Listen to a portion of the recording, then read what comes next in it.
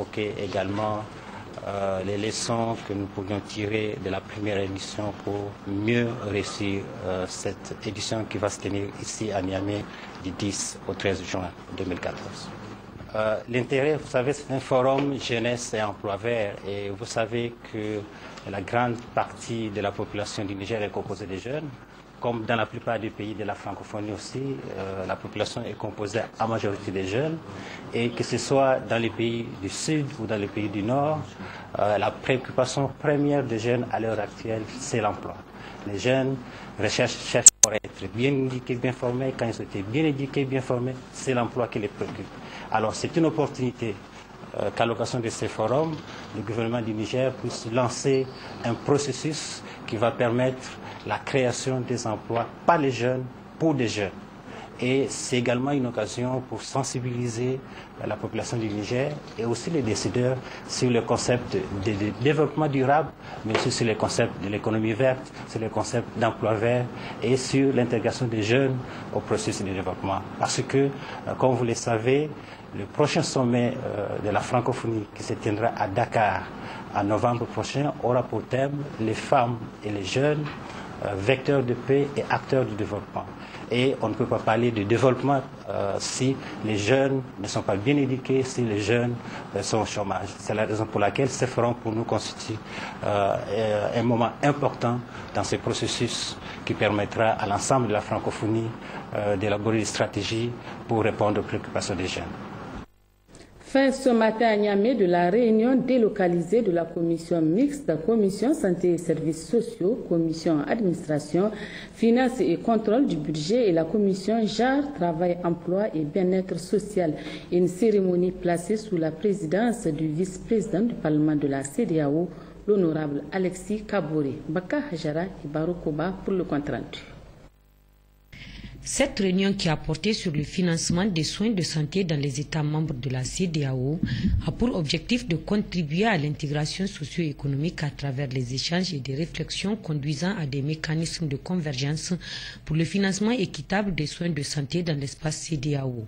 Une question particulièrement importante qui mérite d'être prise en compte afin que les États membres puissent dégager les meilleures voies pour sa prise en compte, a souligné le directeur général de l'Organisation ouest-africaine pour la santé, OAS. Les grandes recommandations portent notamment sur la transition qu'il faut faire de notre système actuel vers la couverture maladie universelle, qui va permettre donc une meilleure accessibilité géographique et une meilleure accessibilité financière aux soins de santé. Comme vous le savez, à l'heure actuelle, une large part de notre population n'a pas accès aux soins, soit parce que les distances sont très longues, soit parce que les gens n'ont pas suffisamment de moyens quand ils viennent aux soins, au point de prestation pour payer les prestations avant de rentrer dans le système. Donc ce sont des questions très importantes sur lesquelles donc, les députés se sont penchés et nous avons fait ces recommandations. Une résolution importante a été faite sur un plan stratégique en matière d'hygiène et d'assainissement, parce qu'il est très important que l'hygiène et l'assainissement soient renforcés. Il y va donc de la santé de nos populations, mais également le renforcement du système de santé le long de la frontière avec la construction des centres de santé et des hôpitaux qui pourraient servir donc de part et d'autre des frontières. Cette réunion a été sanctionnée par des remerciements et d'importantes recommandations dont l'essentiel est d'encourager les pays à mettre effectivement en place la couverture sanitaire universelle CSU tout en prenant en considération les mécanismes de financement équitable ainsi que le dispositif d'accès des personnes vulnérables aux soins.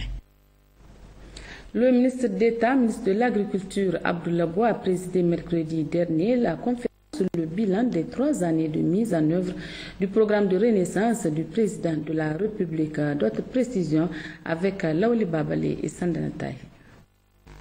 Présidé par le ministre d'État, ministre de l'Agriculture Abdoulaye Boua, les travaux de cette conférence organisée dans le cadre de l'an 3 du programme de la Renaissance ont pour objectif de partager les informations sur le bilan des réalisations.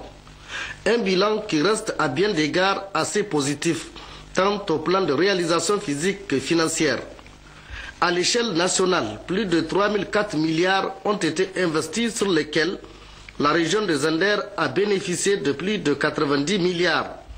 Ces fonds ont permis de bâtir des institutions fortes et crédibles de renforcer la sécurité des personnes et de leurs biens, de promouvoir la gouvernance économique, d'assurer la sécurité alimentaire à travers la mise en œuvre de l'initiative 3N, d'améliorer l'accès de la population à l'eau potable, de développer les infrastructures énergétiques, d'améliorer les indicateurs sociaux de base, santé, éducation et de créer des emplois. Le président de la République, son Excellence M. Issoufou Mahamadou, a été élu il y a 3 ans de cela sur la base d'un programme, le programme de Renaissance, qui a recueilli votre assentiment puisque vous l'avez élu, et il est tout à fait normal que, chemin faisant, le président nous fasse le point de ce qu'il a réalisé jusque-là. S'agissant des institutions démocratiques fortes, toutes les institutions de la République ont été installées et fonctionnent normalement. La diplomatie, aujourd'hui, c'est un truisme de le dire, mais vous êtes d'accord avec nous que la crédibilité du Niger s'est nettement améliorée. L'axe 2 a trait à la sécurité des personnes et des biens.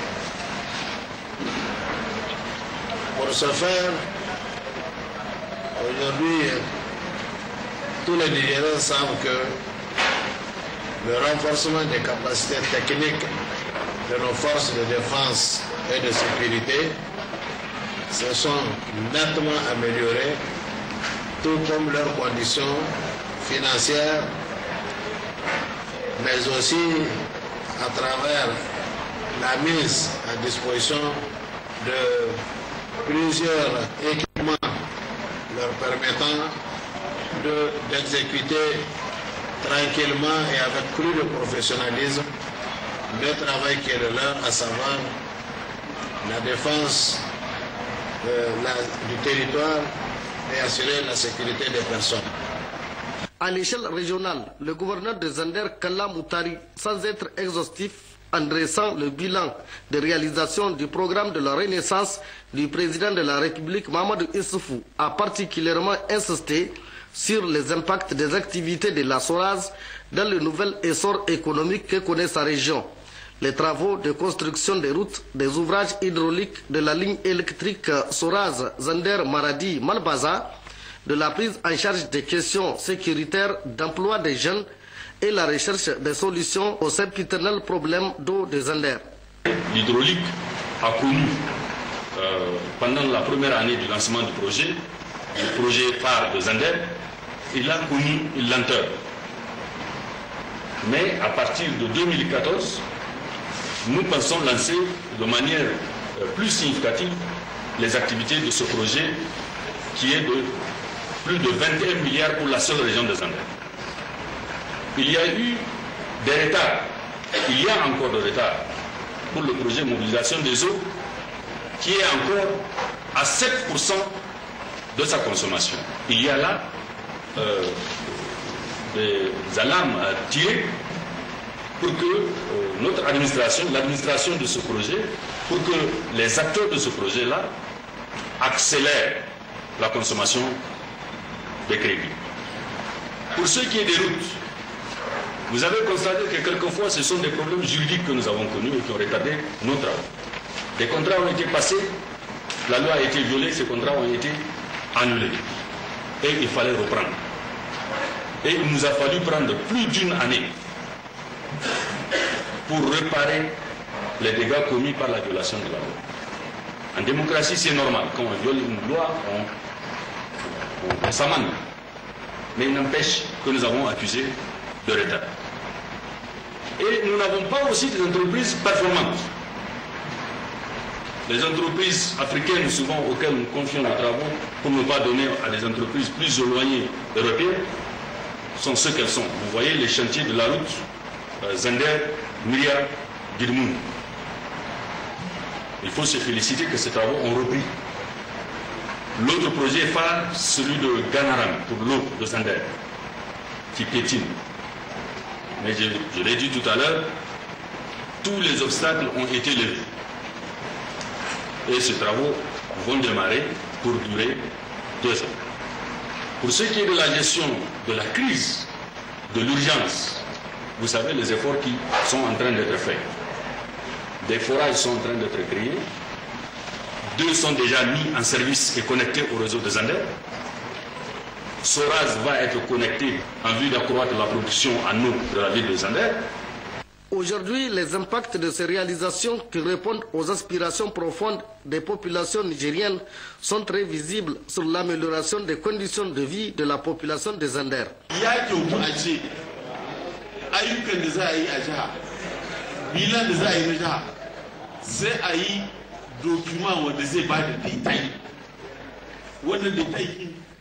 Toutes ces réalisations du programme de la Renaissance sont pertinentes. Il serait donc souhaitable de publier tous les résultats dans les documents qui seront mis à la disposition des populations pour en assurer une meilleure visibilité. Aussi, ce genre de conférence doit être poursuivi et organisé même dans le chef-lieu du département du Niger. Mais amma abin da zan faɗi ka gani abin da muka gani yanzu an kamo mu da gutar biyu sai in ce guda da rabi don gudan mashi. Toutes les perspectives du programme sont heureuses. Déjà dans le domaine de la santé, le ratio s'est nettement amélioré avec les réalisations concrètes. Mu haka nan mun talaka muke muka akas. Ce qui a été fait de rendre compte, comme on a dit, afin de permettre à ce que des discussions soient engagées et que des lacunes éventuelles puissent être comblées. Je pense que c'est vraiment à mettre au crédit des autorités de la 7e République que d'avoir entrepris cette démarche. Il est inconcevable que dans ce pays, que nous trouvons avec assez de difficultés, que les communes connaissent beaucoup de problèmes de trésorerie et qu'il y a de l'argent que nous n'arrivons pas à dépenser. Où se trouve le problème? Où se trouve le goulot d'étranglement? Le président l'a déjà dit, il ne faut pas que nous soyons tous responsables, collectivement responsables de la non-consommation du crédit. Il faut situer les responsabilités. Si c'est les services techniques déconcentrés, si c'est les maires, si c'est même l'approche programme qui bloque le décaissement des crédits, il faut trouver le boulot d'éclatement pour trouver des solutions. Quant au conseiller en communication du Premier ministre, il a mis à profit cette conférence pour présenter aux participants le site de la communication gouvernementale. Et à terme, pour cette rubrique-là, ce que nous envisageons de la rendre plus dynamique, de façon à permettre aux internautes de pouvoir disposer de l'information sur les différentes opportunités qui s'offrent dans les différentes régions. Ça leur permet également de connaître ce qui se passe dans les régions, dans les différentes régions, en termes de tourisme, en termes d'opportunités d'affaires, en termes même de connaissances historiques de ces différentes régions. Donc à terme, nous envisageons d'aller vers ça. À noter enfin que ce programme, qui est une promesse tenue du président de la République, Mahamadou Issoufou, est en phase de placer le Niger sur la rampe du progrès économique et social. Le gouverneur de la région de Maradi était hier à Madarumfa. Abdou Maman est allé constater de visu l'état d'avancement des travaux d'aménagement de bitumage de la route Maradi-Madarumfa, frontière Nigeria. Précision, Sanusi Garba et Adin Algalas. Le gouverneur Abdou Maman, qui suit les chantiers depuis sa dernière visite sur le lieu en février dernier, est encore allé ce jeudi sur instruction du président Issoufou Mahamadou pour constater de visu l'état d'avancement des travaux du projet dont le coût s'élève à plus de 28 milliards de francs CFA. Cette visite terrain procède en effet de la volonté du président de la République à s'enquérir de l'état d'avancement des travaux aussi importants pour le Niger que ceux de l'aménagement et bitumage de la route Maradi-Madarumfa, frontière Nigeria. Il faut dire que la réalisation de cette route longtemps attendue ici par des générations prouve, si besoin est, la concrétisation de la promesse du président Issoufou Mahamadou aux vaillantes populations du département de Madarumfa. Aussi, pour matérialiser ce qui fut un rêve parmi tant d'autres, devenu aujourd'hui des grands chantiers de la Renaissance, le président de la République suit-il tous les jours et pas à pas toutes ces réalisations. C'est le cas pour ces projets de route Maradi-Madarumfa, frontière Nigeria. Rien que le 14 avril dernier, le préfet du département Abbas Harou était sur le lieu où le gouverneur Abdou Maman a visité tous les chantiers. Il a eu des entretiens avec les responsables de l'entreprise, ceux du contrôle et tous les concernés. Le gouverneur a voulu tout savoir pour avoir d'amples informations aux détails près. Abdou Maman a pu constater des visus en ce qui concerne l'état d'avancement physique que les travaux d'installation de la base vie de l'entreprise, plus les bureaux, le laboratoire et le logement de la mission de contrôle sont à 85%. L'amener du matériel est à 41 engins sur les 120 prévus, soit 30%. L'implantation et la matérialisation de l'axe distant de 106 km est à 100% et les plans d'exécution sur 33 km sont à 31%. Les travaux de nettoyage et décapage ont été faits à un taux de 22% sur le tronçon Madarumfa-Jibia au Nigeria et les travaux de terrassement sont faits sur 3 km. L'approvisionnement fait état de 3000 m3 de sable stocké sur les 8000 m3 prévus, le gravier 200 m3 sur les 24 000 m3 prévus, le ciment est à 200 tonnes sur 9000 tonnes et 80 tonnes de fer à béton sur les 7000. C'est assez suffisant pour le démarrage effectif des travaux.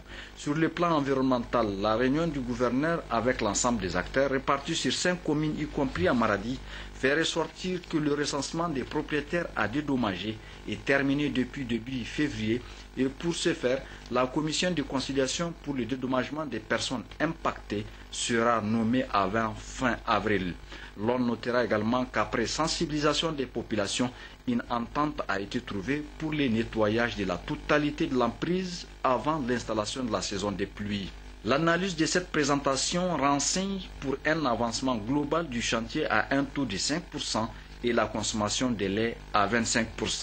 C'est ainsi que les dispositions prises pour rattraper le léger retard se résument à la mise en place de 4 équipes de travail au lieu de 2 initialement prévues.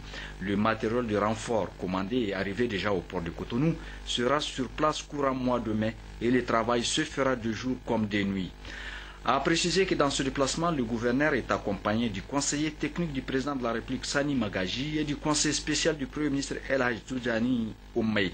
A noter enfin qu'au terme de cette visite terrain, le gouverneur Abdou Maman a rappelé aux uns et aux autres tous les prix qu'attache le président de la République à la réalisation de ce projet porteur pour la région du Maradi et pour ses populations. À Niamey, dans le cadre de l'organisation de la 2e édition du Forum international Jeunesse et Emploi Vert, il s'est tenu ce matin au stade général Séni Kounché une réunion de haut niveau présidée par le ministre de la Jeunesse et des Sports, Abdou Karim Damalam, en présence de plusieurs membres du gouvernement. Il s'est agi pour les participants de définir les différents axes de l'organisation du forum prévu en juin 2014 à Niamey. Mahmoud Tchingare et Issoufou Samed. Cette rencontre tripartite Niger-OIF et la Conféges entre dans le cadre de la 2e édition du FIGEV prévue au Niger du 10 au 13 juin 2014. Il est attendu plus de 200 jeunes à Niamey, dont une cinquantaine des autres pays membres de la francophonie et le reste du Niger, soit plus de 150 jeunes Nigériens seront concernés. Au cours de cette présente réunion, le ministre de la Jeunesse et des Sports, Abdou Karim Damalam, a rappelé le plaidoyer des jeunes au FIGEV 2012, répercuté par le président de la République, Issoufou Mahamadou, au sommet de Rio de la même année. Et les jeunes ont également confié le plaidoyer à son Excellence, Monsieur le Président de la République, chef de l'État du Niger, qui a fait un plaidoyer au sommet de Rio dans le cadre donc de cet événement Jeunesse Emploi Vert. Et nous pensons qu'aujourd'hui ce plaidoyer est apporté parce que tous les partenaires techniques au développement, les partenaires techniques et financiers nous accompagnent dans l'organisation et dans les interventions concernant en tout cas les jeunes et concernant les emplois verts au Niger principalement et dans le Sahel, au Niger en particulier et dans le Sahel en général. Abdelkarim Damalam a par ailleurs précisé qu'un comité interministériel a été mis en place pour présider aux destinées du FIGEF 2014. Un comité interministériel donc a été mis en place sous la présidence de son Excellence M. Brigitte Raffini, Premier ministre du Niger, pour la matérialisation, en tout cas, de l'événement. Et le comité d'organisation sera à pied d'œuvre, s'il n'a pas déjà commencé, parce qu'il y a déjà des réunions qui ont démarré dans le cadre donc de la tenue de cet événement. Représentant l'OIF, M. Bamba Madjala a accentué son intervention sur l'engagement que doivent prendre les États et gouvernements de la francophonie pour que les jeunes trouvent véritablement de l'emploi à travers le forum. C'est un document qui va dessiner des orientations générales et qui va constituer un engagement des États et gouvernements de la francophonie vis-à-vis des jeunes, pour que nous puissions de façon très concrète répondre aux préoccupations actuelles des jeunes dans l'espace francophone. Et nous savons que ce soit des jeunes du Sud ou que ce soit des jeunes des pays du Nord, nous savons qu'à l'heure actuelle, la préoccupation première des jeunes, c'est trouver du travail, c'est des emplois. Les jeunes nous disent, on aimerait avoir une bonne formation, une bonne éducation pour trouver du travail. Et même ceux qui ont reçu une bonne formation, une bonne éducation disent, on a une bonne formation, mais on n'a pas de travail. C'est du travail que nous voulons, c'est des emplois. Le représentant des jeunes du Niger, le président du Conseil national de la jeunesse, CNJN, Aliou Oumarou, en a profité pour rappeler l'apport du ministère de la jeunesse et des sports dans le cadre de l'insertion des jeunes. Nous avons travaillé avec la direction générale de la jeunesse, notamment à travers la direction de l'insertion des jeunes. Les projets ont été repris. Aujourd'hui, nous avons des partenaires qui sont prêts à accompagner ces jeunes qui ont porté leur projet, en tout cas à la première édition. Je pense que c'est une note de satisfaction générale. Nous ne pouvons pas ne pas le notifier. L'autre préoccupation, c'est que le lancement de ce forum a été fait. Malheureusement, les jeunes de certaines régions n'ont pas accès à Internet. Hier, nous avons eu une séance de travail de l'après-midi avec le ministre de la Jeunesse qui nous a donné tous les moyens pour en tout cas approcher les jeunes des différentes régions pour qu'ils puissent postuler, pour qu'on puisse les assister à postuler et pouvoir en tout cas présenter leurs projets à la veille du 10 juin. Cette réunion lance les jalons de la tenue de la deuxième édition du Forum international francophone jeunesse et emploi vers un forum qui vise l'économie verte, une économie qui entraîne une amélioration du bien-être humain. Tenue hier à Maradi d'une réunion d'information et de sensibilisation des autorités administratives et des opérateurs économiques portée sur l'initiative de coopération transfrontalière sur l'axe Kano-Kachina-Maradi. Maman Oumarou et Kasmoutare. Il faut souligner que le secrétariat de la commission mixte nigéro-nigériane de coopération conduit depuis des années plusieurs projets de développement en faveur des populations du Nigeria et du Niger en général, et au profit de populations vivant dans les régions et les États fédérés frontaliers des deux pays en particulier.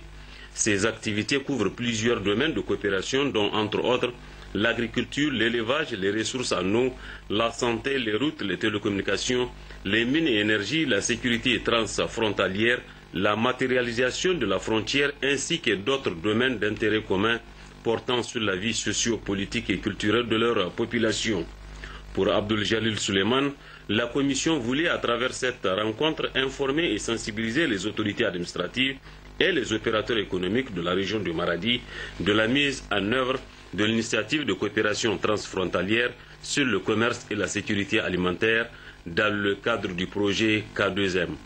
Une initiative qui a reçu l'engagement du Bureau de la Banque mondiale au Niger pour le financement partiel du programme pilote de 2 ans dans le cadre du projet FRAC. En outre, les deux États fédérés du Nigeria concernés par le projet, à savoir Kano et Katsina, ont déjà octroyé pour leur plateforme les 2 bureaux, du matériel et un véhicule.